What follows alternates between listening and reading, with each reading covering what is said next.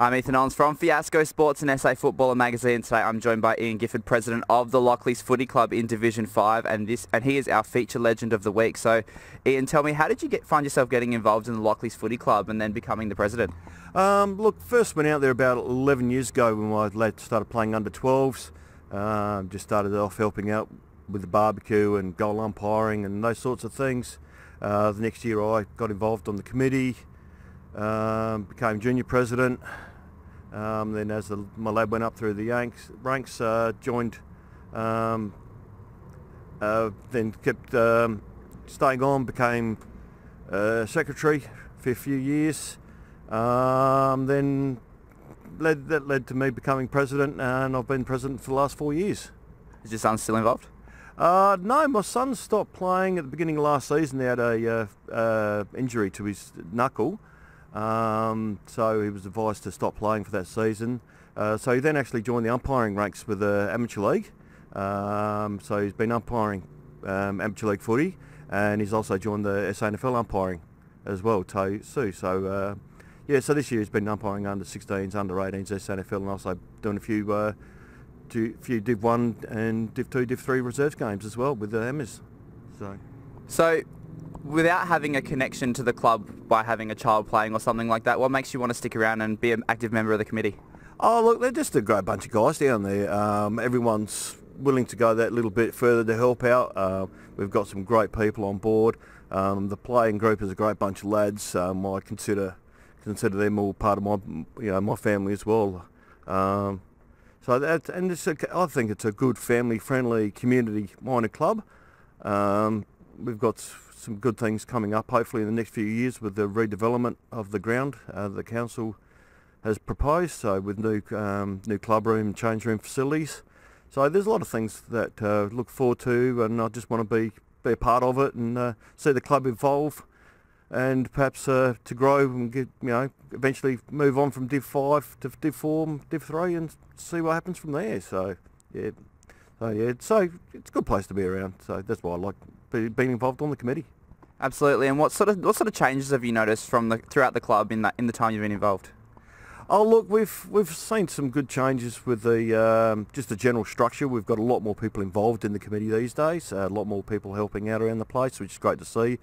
Our juniors are starting to gain some strength numbers wise. We've gained an extra 28 players on what we had last season.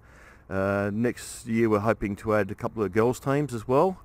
And so with that we've set up a separate subcommittee amongst the juniors to oversee all of that sort of thing. So it's slightly gaining momentum, and the club is slowly growing, and it's hard. We've got some big clubs around us that we compete against for juniors and for senior players, but I think people like coming to us because we've got a good, friendly, welcoming feeling, and we've had a lot of boys come down from country footy and from the Riverland and they've all said that they like the atmosphere that we have at Lockleys is very, very similar to the culture that they have up in the country, and that's sort of what we try to model ourselves on, and because all those country clubs are a very integral part of the local community.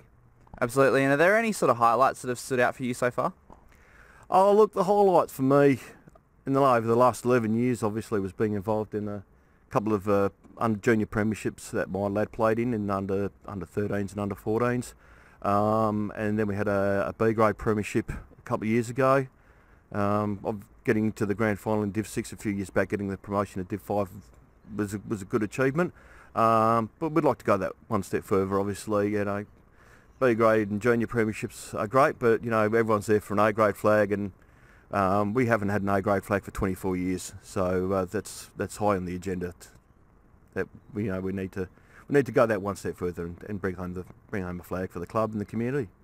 And so being involved in a small club, obviously it can't be successful without the help of some great sponsors. So who does sponsor the Lockleys Footy Club? Yeah, look, we've got our major sponsor, the Lockleys Hotel, XL Fire and Electrical Services, Trios Signage Solutions, BS Cleaning,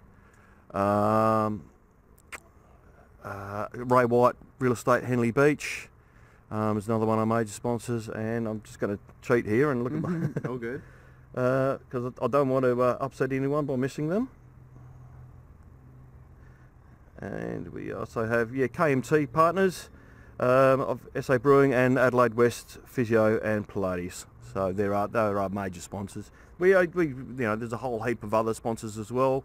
It's at silver and bronze level, but they're our gold and platinum sponsors.